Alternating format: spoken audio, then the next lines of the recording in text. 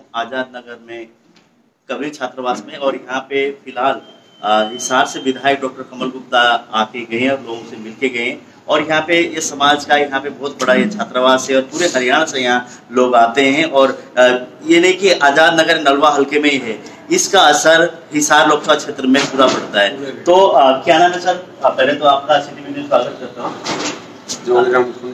प्रधान है आप यहाँ के। हम हमारे साथ है प्रधान कबीर छात्रावास के, इनसे जानते हैं जैसे अभी डॉक्टर कमल गुप्ता आए हैं तो किस तरह के भारतीय जनता पार्टी को पूरे प्रदेश में या हिसार लोकसभा में समर्थन दे रहे हैं, किस तरह से कार्यक्रम था? हाँ जी, आप बताइए। जैसे अभी डॉक्टर कमल गुप्ता आ गए हैं, क्या कार्यक्रम था?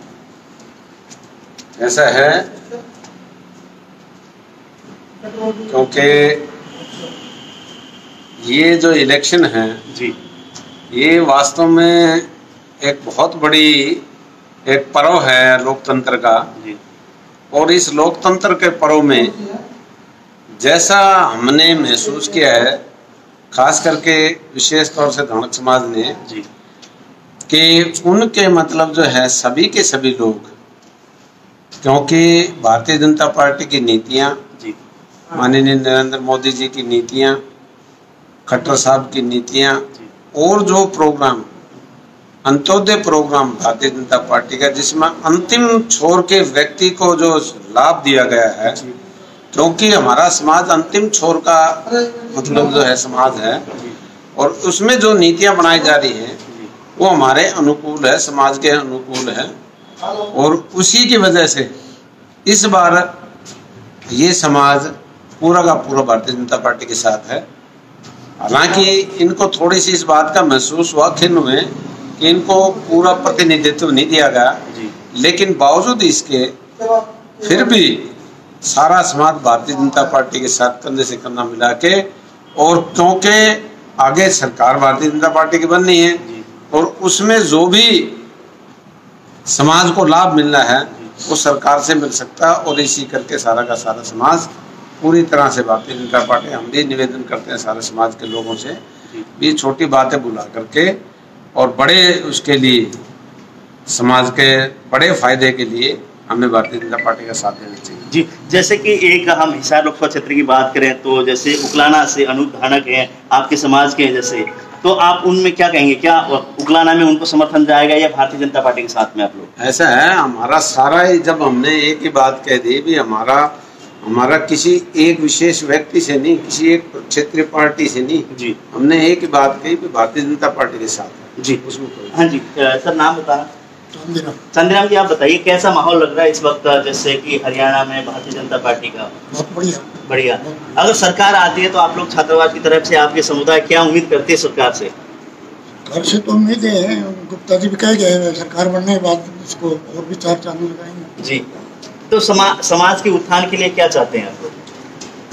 अच्छा है, छात्रावास में तरक्की हो, बच्चे और आगे पढ़े हैं, नौकरियां लगे हमारे बच्चे, यहाँ से अच्छे डॉक्टर बने, IAS IPS में जाएं जी। अभी तक जैसे कि नाम सर आपका? आप बताइए, अभी तक भारतीय जनता पार्टी के जो कार्यकाल से उससे आप संतुष्ट हैं? बिल्कुल संतुष्ट हैं। तो समाज के लिए क्या किया भारतीय जनता पार्टी ने? काफी काम किए, जैसे मतलब गैस की बड़ी जबरदस्त प्रॉब्लम जी, आज मतलब हमारे घर पे पहुंचती है, ये मतलब मैं इसको बड़ा बढ़िया काम करता हूँ। नहीं तो हम गैस उठा के 3-3 दिन दिहाड़ी जा रहे हैं, और अभी इतना बढ़िया काम है गैस वाला, ये घर पर सिलेंडर पहुँचता है। अच्छा, ये बहुत बढ़िया, मतलब और भी काफी मतलब नौकरियों में पारदर्शिता के लिए बड़े, जो मतलब जो बच्चे मतलब बिल्कुल गरीब थे, अंतिम थे, जो जिनको आशा ही नहीं थी नौकरी की, उन लोगों को नौकरी, उन बच्चों को नौकरी मिली जी। ये बहुत मतलब अच्छा काम। हाँ जी सर, आपका नाम?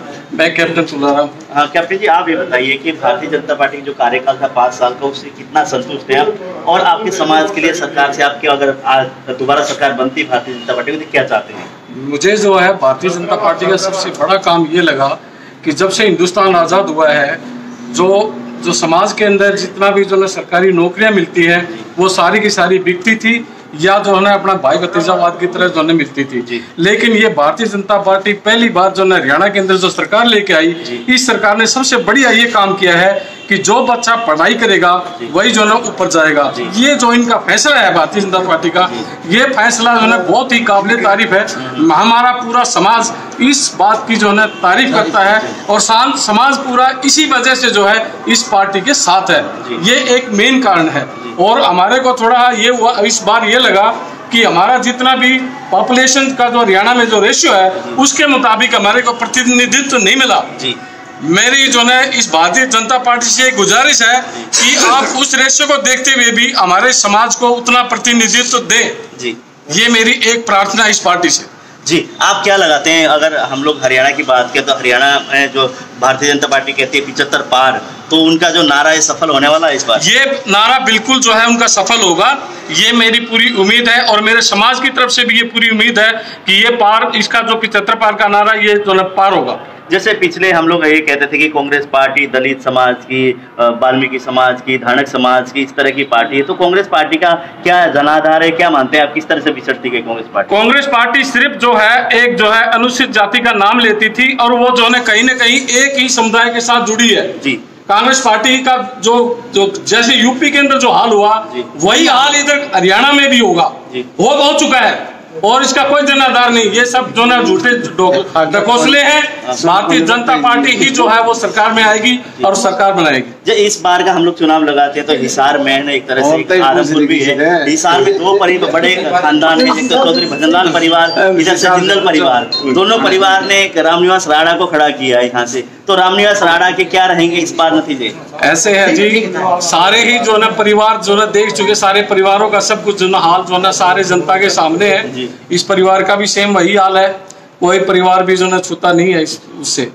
जो है इन्होंने जो है इसकी जो पॉलिसी है, नीतियां हैं, बहुत ही काबिले तारीफ है। नीतियों से सारा का सारा जो है वो फैल हो चुका है। जी हाँ जी, और भी हम बात करेंगे। सर, नाम आपका?